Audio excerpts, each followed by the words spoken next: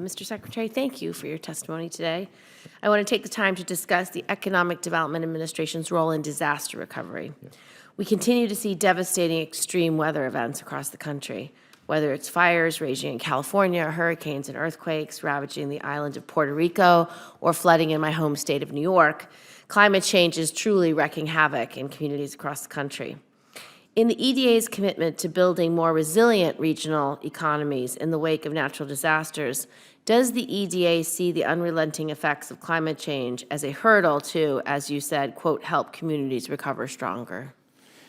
Thank you, Senator. Certainly EDA's focus is on resiliency since 2015, that if we have to rebuild something or diversify or whatever we need to do, that it can withstand the next natural occurrence, next event that may come that way.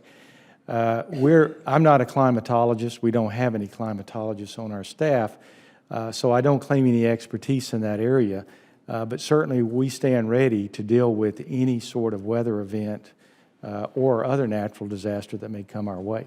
Through the Supplemental Appropriations for Disaster Relief Act of 2019, the EDA received $600 million in additional funds.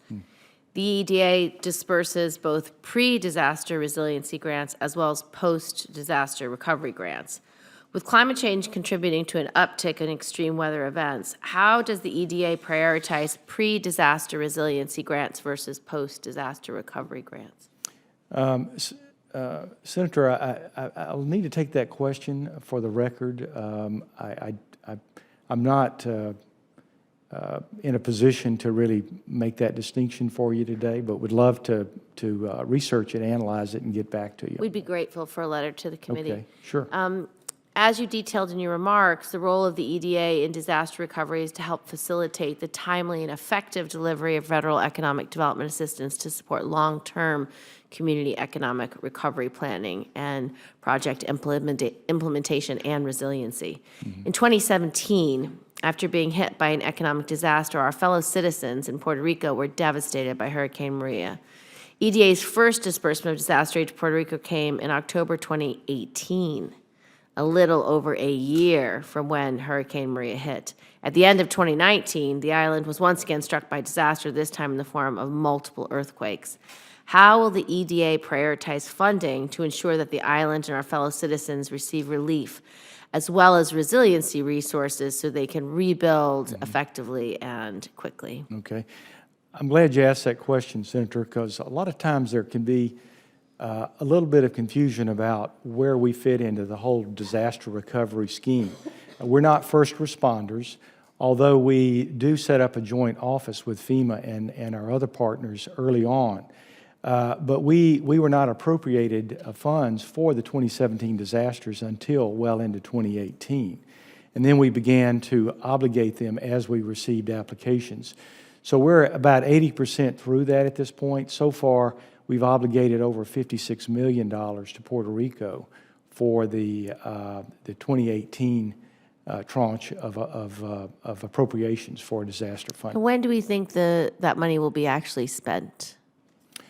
Well, it's obligated. It's really up to the people on the ground there in Puerto Rico for them to bring that project to fruition and to be mature enough to spend it. We set it aside. We make it available to them. But remember that while we have an economic development representative there, in fact, he's Puerto Rican. He lives in Puerto Rico. He's a native Puerto Rican, and he's very close to everything. We rely on our partners there, such as the economic development directors, the local business community, and so forth, to actually let us know what they're going to do, what their plans are, so we can then fund them. Have you identified any impediments to having that money be spent? Is there, for example, a matching requirement, or is there any other structural impediment that's resulted in that money not being spent? In the case of Puerto Rico, we find the biggest challenge is the fact that the level of expertise, the level of capability is less than what we see in other areas. I would imagine, particularly since the islands have been hit so hard and they've had such a loss of population as a result, people are just going where they can have a home and a school and running water and electricity. So they really have been leaving the islands. Right. You're quite correct on that, Senator. I will add that part of what we do is provide grants for technical assistance, so we're always willing to pay to have experts and consultants to come in Yeah. and come on the ground and to give their guidance. Last, is there a deadline for that money, if it's not spent, when it would be clawed back? There's not an absolute deadline. We try to be very flexible with that. The only time that we may recapture it in some other way is when it appears that project is just never going to come about. Well, I'd be grateful if you would work with my office specifically on trying to remove impediments for that money to be spent. And if it's needing assistance to write applications for technical assistance, our office is happy to support that. Yeah. But I'd love to work with you to make sure that we really start investing in Puerto Rico's recovery as well as resiliency building. Right. Absolutely, Senator. We'd be happy to work with you and your staff. Thank you very much.